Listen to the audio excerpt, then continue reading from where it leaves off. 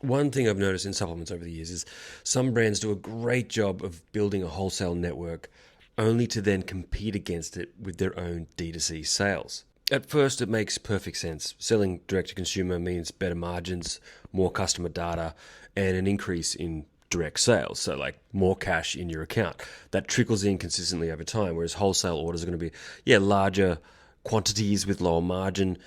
The thing is, though, you've got a whole army of people on the farm out there dishing out your product for you for free, essentially. I mean, they pay you for that privilege, and it can help you scale immensely. But if you then make what I consider a cardinal sin of starting to harvest that customer network that your wholesale network help you build, you could be doing long-term damage to your scale. Let me explain. If retailers are buying stock at wholesale at 40, 50% margins and you're regularly running 40, 50, 60, up to 70% off direct to consumer, then sooner or later, retailers are going to start asking, why am I stocking this? They're going to look to cross-sell against you. They're going to look for other options with brands that understand wholesale better or more embedded in that model, not parallel competing against it as hard. And the retailer loses confidence. You're going to lose shelf space. You're going to have smaller rebuys. And over time, the brand can accidentally weaken the very distribution network that helped build it in the first place. And obviously, in the short term, the consumer wins. There's not going to be too many of my consumer friends watching this that are going to be concerned about what I'm saying. They're going to be like, yeah, I'm going to take 70% off every time.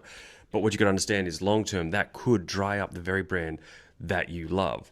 And the brand needs to consider that you've got a big network, you've got a big family out there. I mean, imagine a farmer. He's got a bunch of daughters and sons. He sells them the seeds. They go plant crops as well. And then the farmer who has his own crop decides to do his crop at 70% off. The rest of his family is still trying to sell that crop that they purchased off him at a set price. Those seeds cost them money. They can't go below that. Otherwise, they're just flat losing money outright. He's now damaging his own family. No one would do that in that scenario. But I think when you're a big enough brand, you've got to think about your whole network. Otherwise, what could happen one day is you'll be back to just selling things yourself direct to consumer. That's not really the point of scale. The point of scale is to expand to a point where you don't have to touch all the mechanisms of your business all the time to turn enough cash flow, to have the freedom and the expansion capability that you need to be around for a long time. And all the brands that have been around a long time do this. They maintain RRP. What are your thoughts? Comment below. Are you a consumer? Are you another retail store owner or an independent? Or are you one of the big knobs out there with a big chain and you've got an opinion on this too? Weigh in.